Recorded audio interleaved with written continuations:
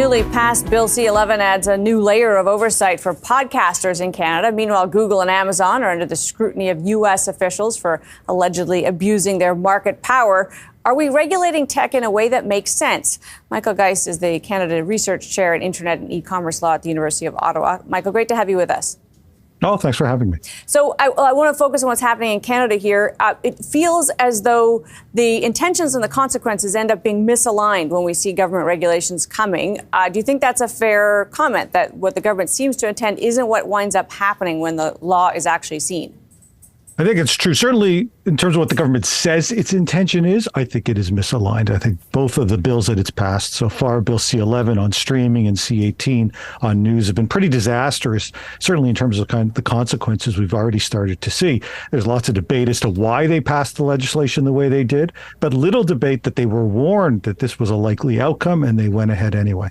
And, of course, we may well see dire consequences as Facebook turns off news. Google is threatening to turn off news. The chill on free speech is the thing people are focusing around in terms of kind of registering podcast platforms. Do you think that's legitimate? Do we need to worry that the government is trying to get overreach into areas where it maybe doesn't need to have it? Well, I think there is overreach. You know, they made a decision in that bill, Bill C-11 on streaming, to basically say that all audio and video anywhere in the world was subject to Canadian law. That includes news sites, adult sites, podcasts, and then left it to CRTC to say, well, we're going to create some exemptions so it really isn't the entire planet for this kind of content. It has set standards and thresholds that I think still scoop in far more than just the so-called global giants. And so I think it does go much further than we needed to see happen. And the impact, certainly for small business and creators on the streaming side, for startup news entities on the news side, have, I think, already been pretty significant.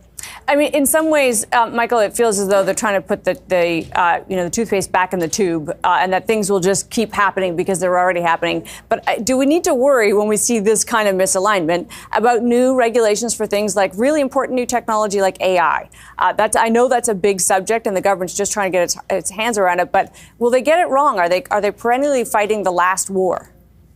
Well, on the AI issues, I think there are real concerns, in part because they never really bothered to consult. It seems like they've gone ahead with a number of policies, including a new non-binding generative AI guardrails that they didn't publicly consult really at all. And the legislation before the House didn't really anticipate some of the things that we've seen just over the last year or so. And while the government says they're open to some change, they now won't even disclose the actual text of what those changes might look like.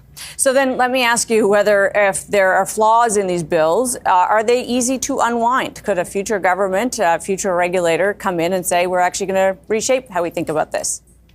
It's a great question. I think there are some bills that they could do that for. So C-11, the broadcasting streaming bill, there's a lot in there that a future government says, listen, this is problematic, whether for the speech reasons that they've been saying or the impact it's had on the market, and they could withdraw some of that. The news one, I think, is going to be a bit tougher. I mean, they could withdraw some of that, but if we are far down the road of Facebook, Meta being gone from news for many, many months in Canada, the prospect that Google might do the same, it's going to be very tough, frankly, to put us back to square one. And the harm and losses by that point will have been very significant.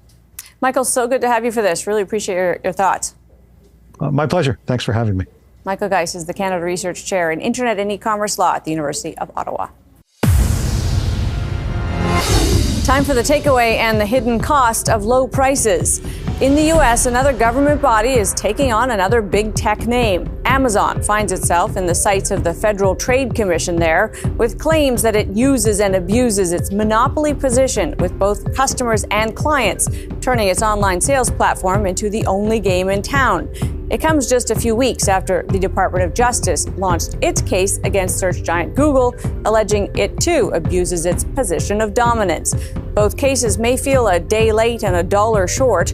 The companies that might once have been brought to heel by regulatory bodies like these are now behemoths that run our world, literally and metaphorically. Reining them in is no small feat. But that doesn't mean the effort shouldn't be made. The suit against Amazon is shocking in its accusations, which all have yet to be tested in court. But at heart, if Amazon does abuse its position, it does so from a place of strength. Like a Trojan horse, Amazon won over consumers and businesses alike, democratizing retail and making lower prices possible and transparent. As it grew, the FTC alleges, it not only began to abuse its monopoly, but prices crept higher, including efforts made by Amazon to penalize retailers for selling their goods anywhere else for less. That has the opposite effect of what Amazon managed to deliver for years. It stifles competition and innovation, and it hurts consumers.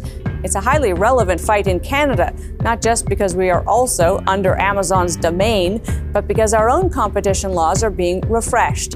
The plan is to cast a more skeptical eye on claims that as long as prices come down for consumers, a merger is a good thing. The so-called efficiencies test has been the norm in Canada, and it's about to change. My takeaway? It can feel like an impossible fight to take on big tech because we rely on them so much. But that reliance is exactly what makes the fight so worthwhile. That's Taking Stock for this week. I'm Amanda Lang. Thanks for being with us.